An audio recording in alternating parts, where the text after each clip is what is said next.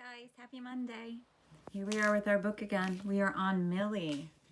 Let's see what's going to happen with Millie. There's not going to be any questions today. I'll do that for Tuesday and Wednesday only. I'm giving you guys a little bit of a break. I know some of you want to catch up a little bit. So today's kind of like a little bit of work and a little bit of catch-up day. So tomorrow you'll have a little bit spelling, some more questions tomorrow, and you can finish your writing prompt, okay? Here we go. Let's see what's going to happen with Millie. I believe this is chapter 10. Beetroot, old Aunt Yetta murmured, frowning over her own book. You wait here. Old Aunt Yetta took her cane and hobbled out of her house, past the garden and into the forest, leaving Millie alone with her books. Millie waited, watching out the window until Aunt Yetta was out of sight.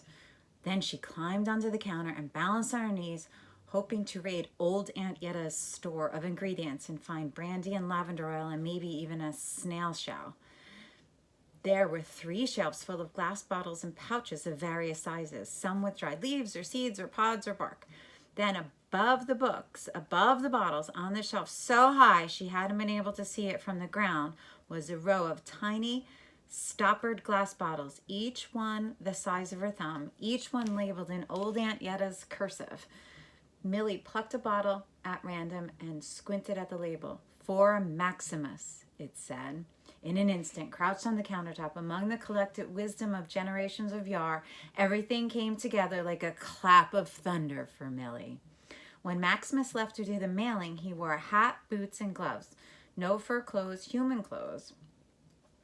The same disguise he wore every Halloween. But even that was not enough. He'd been able to pass as one of them, to go into the post office to drop packages off for Etsy and collect whatever the yar had ordered. He needed to look like a human. He needed to lose his fur. Millie pulled out a cork stopper and sniffed. The liquid had a bracing smell like peppermint and cloves that made her eyes water. She wondered how she would look without her fur. What color was her skin? Whether it was silvery gray eyes that looked strange to no furs, or whether they just think that she was a regular Millie. Millie froze, clutching the little glass bottle as she heard the thump of old Aunt Yetta's cane. Millie, what are you doing up there? Millie tucked the vial into her pocket, knowing that old Aunt Yetta's eyes were bad.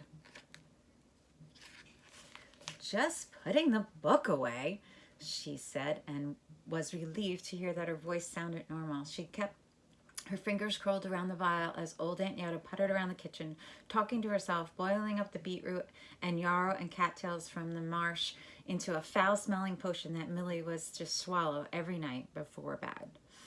Don't be forgetting your program tomorrow, old Aunt Yetta said, as Millie was gathering her things, preparing to leave. I'll be taping it tonight. Thank you, Millie said, and ran to her friend, throwing her arms around old Aunt Yetta's waist and hugging her tight. That night, Millie waited until she heard the sounds of her father's deep breaths and her mother's lazy wheezes. She crept out of bed, leaving a Millie-shaped pile of pillows underneath the covers. The first 2 hours of the next stage were over, but if she swam fast, she'd reach the shore in time for the finale, in time to hear Dana LaCruz and to see the winner crowned. At the edge of the water, she pulled the vial out of her pocket. She looked at it for a long moment, then tucked it away. She wasn't sure how long the potion would last, so she decided not to swallow it until she reached the other side. She stared at the water, gathering enough courage. Then she waded out until she couldn't stand, didn't know how to shallow dive, and then she began to swim to the opposite shore. She paddled and kicked for what felt like hours, but whenever she looked, thinking that she had been getting there, it didn't seem like she'd gotten any closer to the shore. Her arms got heavy, her legs got so tired, and she could barely move them. She floated on her back, then flipped over, peering for at the no-fur school. But she couldn't see or hear anything, not a single light or a single voice. Come on, she told herself and started swimming again. But her soldered dress felt like there were stones in it, and she was so tired. Her arms were heavy, and the lake seemed endless. Millie kicked hard, splashing, gasping for air. She thought of her mother crying after the last time she had run away. How Septima had sobbed and wrung her hands in her and said she didn't know what she'd do if anything happened to her.